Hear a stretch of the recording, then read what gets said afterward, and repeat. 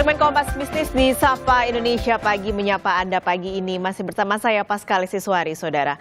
Bank Indonesia terus memperkuat respons bauran kebijakan untuk menjaga stabilitas dan mendorong pertumbuhan ekonomi. Bank Indonesia juga telah melakukan stres test dan hasilnya ketahanan perbankan tetap kuat dalam menghadapi berbagai risiko ketidakpastian ke depan. Pagi ini kami akan berbincang dengan Kepala Departemen Kebijakan Makro Prudensial Bank Indonesia, Solikin M. Juhro. Pak Solikin, selamat pagi. Selamat pagi Mbak Pascali, selamat pagi bisa di rumah. Oke, Pak Solikin, ini kalau dilihat pada rapat Dewan Gubernur terakhir di bulan Maret beberapa pekan lalu, sebenarnya BI menyampaikan kalau kebijakan makroprudensial ini akan tetap longgar, Pak. Nah, kira-kira apa saja sih langkah yang akan dilakukan oleh Bank Indonesia? Iya, terima kasih pertanyaannya. Jadi yang pertama yang perlu kita pahami adalah bagaimana Bank Indonesia melakukan kebijakan ini dilakukan secara terintegrasi. Itu yang namanya bauran kebijakan. Jadi tidak hanya dari sisi makroprudensial saja, tapi juga moneter, payment system, dan semua piranti kebijakan. Nah, di tengah ketidakpastian yang tinggi ini, tentunya tantangan yang dihadapi ini nggak lepas dari stabilitas dan pertumbuhan. Nah, resepnya apa? Sebagaimana disampaikan oleh Pak Gubernur Bank Indonesia, yaitu Pak Peri Warjio, bahwasanya kebijakan moneter diarahkan untuk menjaga stabilitas, sementara makroprudensial untuk mendorong pertumbuhan atau bersifat akomodatif atau longgar. Nah, untuk melakukan atau mendukung pertumbuhan ekonomi yang berkelanjutan tentunya, kebijakan makroprudensial ini memang dilakukan untuk pro growth gitu Mbak ya, dengan beberapa pertimbangan. Pertama memang kita melihat kondisi terkini ekonomi yang memang masih perlu didorong lagi, juga melihat prospek ke depan, atau kita lihat memang kita berada di dalam siklus pertumbuhan yang memang masih perlu didorong gitu. Dan ini tentunya tadi kenapa kita bicara timing, bahwasanya kalau melihat siklus, kalau kita melihat ke depan ini pertumbuhan ekonomi masih mengalami peningkatan gitu ya, siklus keuangannya, tetapi memang masih perlu didorong. Nah, itulah kenapa Bank Indonesia melakukan kebijakan makroprudensial yang sifatnya akomodatif. Kita juga tentunya melakukan terus memperkuat implementasinya kalau kita lihat, dan juga kita melakukan sinergi dengan pemerintah dan instansi terkait. Kalau sebagai contoh, sebagaimana disampaikan di dalam tes EDG kemarin, Bank Indonesia dalam waktu dekat akan memperkuat implementasi kebijakan insentif likuiditas makroprudensial atau yang disingkat dengan KLM. Nah, ini tentunya terus dilakukan untuk mengoptimalkan insentif likuiditas yang tersedia guna mendorong pertumbuhan kredit lebih lanjut, sehingga ini bisa berkontribusi kepada upaya untuk mendorong pertumbuhan ekonomi yang berkelanjutan. Seperti itu Mbak Rizka.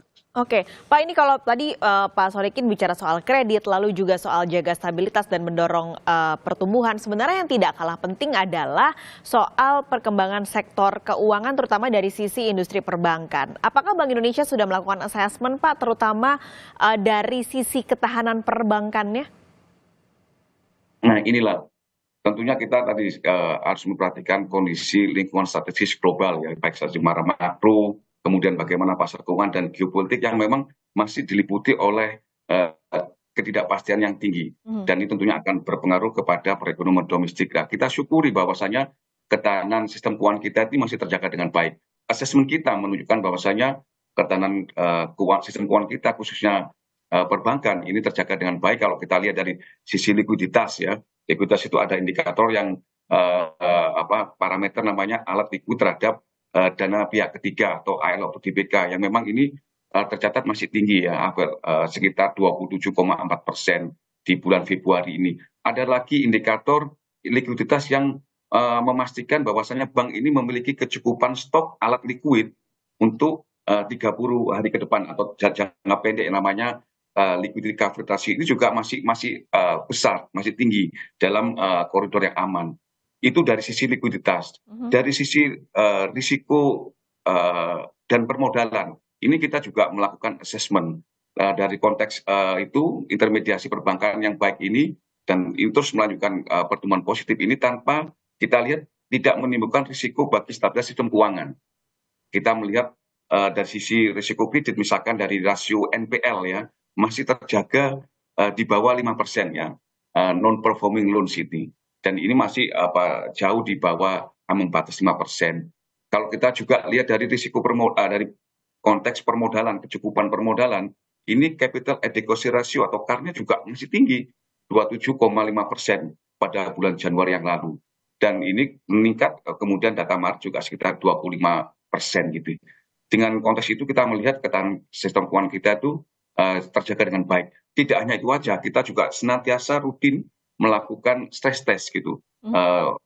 Untuk melihat ketahanan sampai jauh mana apabila ada shock dalam perekonomian, bagaimana tadi konteks likuiditas, permodalan, apakah masih tahan. Nah, ternyata dari stress test kita ini menunjukkan bahwasanya ketahanan perbankan kita masih tetap kuat. Demikian, Pak. Oke, tapi kalau dilihat Pak sebenarnya saya coba bandingkan ya Pak dari sisi likuiditas dan juga dari sisi kreditnya Pak. Likuiditasnya, kredit kan kita sempat kalau dari angka terakhir adalah pertumbuhannya masih double digit ya Pak. Sementara kalau lihat dari DPK-nya kalau dibandingin emang masih sedikit terbatas gitu. Nah, apa pandangan BI soal kondisi ini ke depannya Pak? Meskipun tadi Pak Solikin sudah bilang sebenarnya stratesnya tetap bagus meskipun nantinya ketika ada goncangan masih tetap baik kondisi perbankan saat ini. Iya, jadi pertama yang perlu kita pahami bahwasanya dana pihak ketiga itu biasanya berbanding lurus dengan kondisi ekonomi, demikian Pak.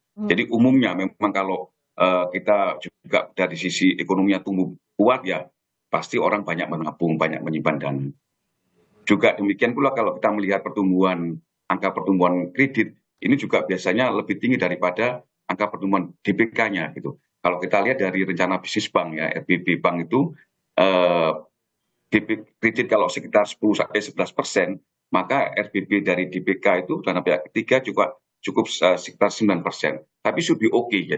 Jadi angka seperti itu memang natural gitu. Nah, kalau kita melihat membandingkan antara pertumbuhan kredit ya yang sekitar 11% dengan angka DPK yang di bawah itu, tentunya orang pasti akan concern mengenai wah ini pasti ada funding gap gitu kan, itu isunya. Tapi ini natural gitu ya, alami. Nah, kuncinya memang ada di bagaimana strategi bank itu agar bagaimana dia mengupayakan agar bisa mencapai target pertumbuhan kreditnya yang ditargetkan di akhir tahun. Biasanya bank ini memiliki 3 strategi, Mbak. Ya, jadi pertama dia itu memang akan melakukan relokasi aset-aset liquidnya gitu. Jadi yang kalau kemarin dia punya dana itu disimpan, ditanamkan di misalkan SBN gitu ya. Ya ini kemudian direalokasikan untuk dicairkan atau disalurkan menjadi kredit. Kemudian dia juga biasanya dia akan melakukan pricing pendanaan. Jadi dia berupaya untuk mendapatkan dana-dana murah gitu ya. Giro kemudian menawarkan produk-produk yang menarik juga. Seperti itu, bahkan beberapa ini juga melakukan sumber pendanaan lain di luar DBK. Misalkan dia melakukan pinjaman ke luar negeri dan beberapa right issue di pasar saham seperti itu. Jadi banyak strategi yang kalau kita lihat perbankan kita ini memiliki kemampuan yang baik di dalam mengelola likuiditasnya sehingga itu digunakan atau itu menopang target pertumbuhan kredit di tengah DPK yang memang tidak setinggi pertumbuhan kredit, memang seperti itu naturalnya. Demikian, Pak. Oke, ini yang juga menarik sebenarnya tadi Pak Solikin udah ngasih hint sedikit soal KLM dalam bentuk insentif likuiditas dari Bank Indonesia. Saya nanti penasaran Pak, ingin menggali lebih dalam lagi KLM ini nih apa sih nanti kegunaannya terutama untuk mendorong penyaluran kredit. Tapi jangan dijawab dulu Pak Solikin, kita akan jeda sejenak. Sapa Indonesia Pagi, Kompas Bisnis akan segera kembali.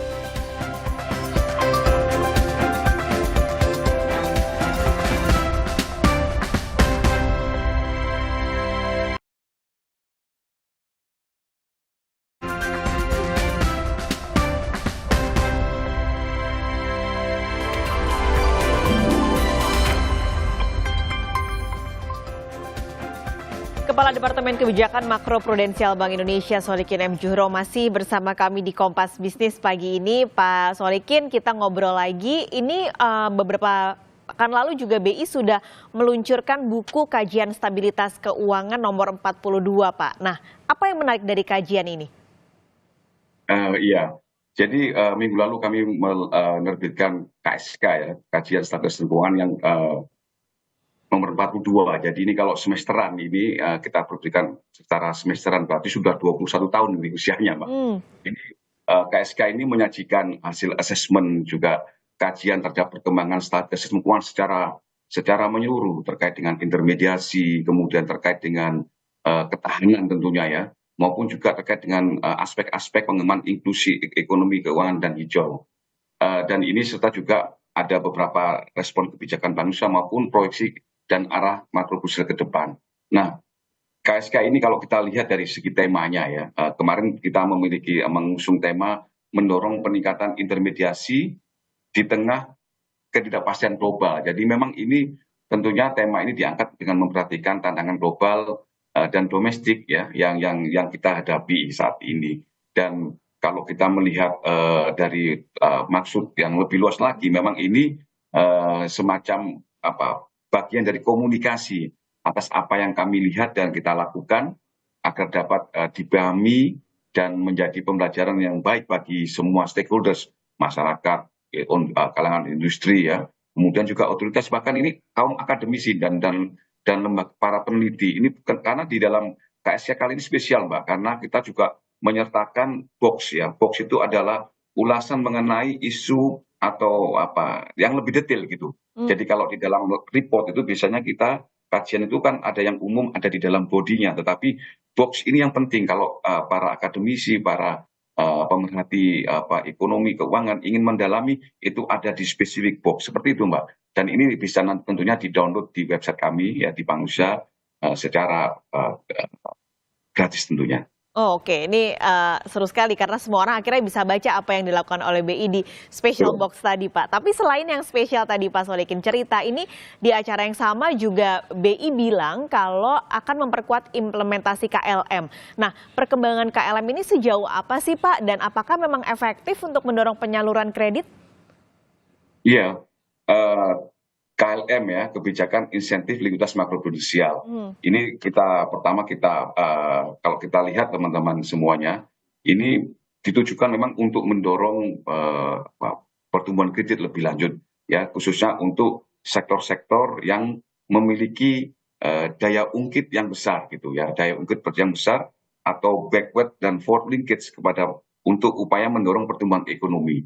Nah, ini sifatnya insentif, Pak. Jadi teman-teman pemberian ini insentif, sehingga kalau kita lihat Bank Indonesia ini menyediakan insentif itu sekitar 4% gitu, bukan sekitar, adalah 4% dari dana pihak ketiga. Jadi ini sekitar 270 triliun rupiah itu insentifnya.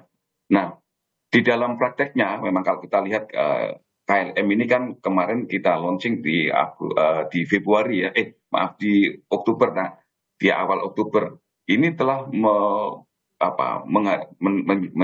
berjumlah sekitar sekarang ini yang dimanfaatkan itu adalah 163,3 triliun. Jadi hampir 165 ya. Jadi sehingga masih ada ruang lagi 100 triliun yang nanti perlu dimanfaatkan oleh perbankan.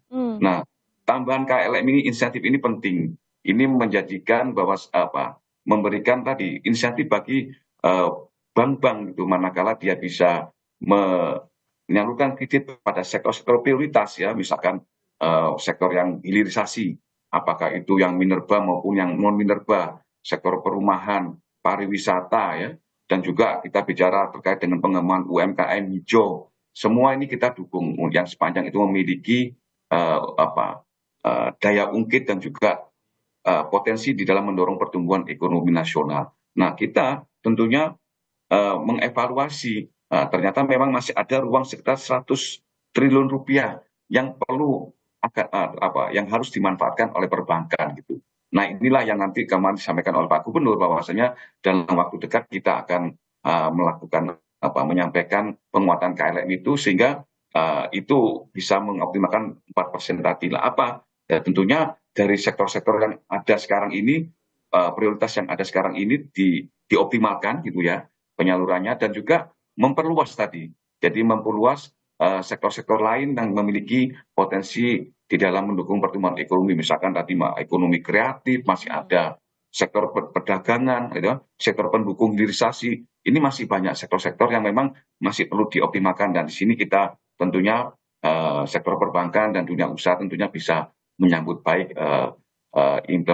penguatan KLM ini, dan ini harapan kita bisa mendukung pertumbuhan kredit lebih lanjut dan tentunya pertumbuhan ekonomi ke depan yang lebih kuat gitu. Oke, yang artinya tidak hanya untuk memperkuat ketahanan perbankan, tapi tentunya sistem keuangan secara umum. Nah, kalau soal sistem keuangan secara umum, Pak, di 2024, bagaimana proyeksi BI?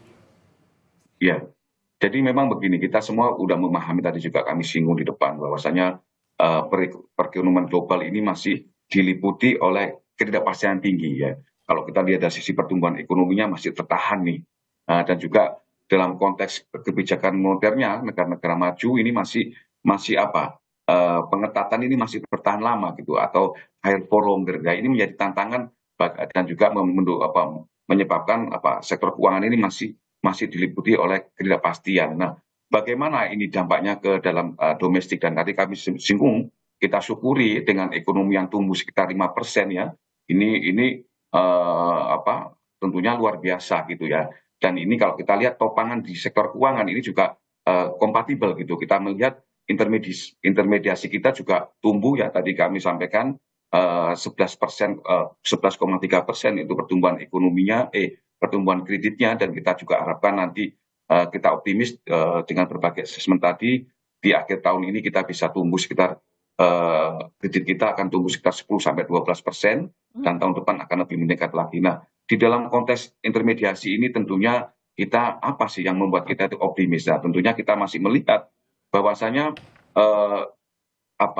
stabilitas keuangan kita itu terjaga tadi, karena stabilitas keuangan, sisi keuangan ya seperti tadi dari sisi likuiditas, permodalan ya, risiko kredit yang terjaga, ini memberikan topangan untuk kita bisa mendorong intermediasi. Dan ini tentunya kalau kita lihat optimisme ini juga dari sisi makronya ini didukung oleh pertumbuhan ekonomi yang 5%, kemudian inflasi yang terjaga di bawah sekitar 2,5% ya, juga suku bunga yang masih kondusif kita jaga, maupun juga nanti tentunya kita berharap realisasi dari proyek-proyek strategis nasional yang nanti akan diwujudkan. Nah, dari sisi mikronya kalau kita lihat juga perbankan ini masih memiliki appetite yang baik. Jadi di sini kita melihat dari sisi appetite dari perbankan ini masih baik untuk sektor-sektor ekonomi yang perlu didorong. Dari sisi kita lihat dari korporasi juga masih diperkirakan juga akan meningkat seiring dengan prospek pertumbuhan ekonomi yang baik tadi. Untuk rumah tangga juga demikian, masih resilient. Jadi all and all itu kalau kita lihat bahwasanya di tengah ketidakpastian ekonomi global yang masih tinggi itu, ekonomi kita tumbuh kuat, kemudian stabilitas sistem keuangan terjaga dengan baik, intermediasi jalan, dan insya Allah kita akan bisa mencapai target pertumbuhan ekonomi maupun juga dari sisi pertumbuhan kredit sebesar 10,12% di tahun ini, dan juga ke depan bisa lebih tinggi lagi sekitar 11-13% dengan stabilitas sistem keuangan yang masih terjaga dengan baik. Demikian, Pak. Jadi masih tetap optimis akan double digit untuk pertumbuhan kredit. Terima kasih Pak Solikin sudah berbagi pagi ini di Kompas Bisnis. Sampai ketemu lagi Pak, sehat selalu.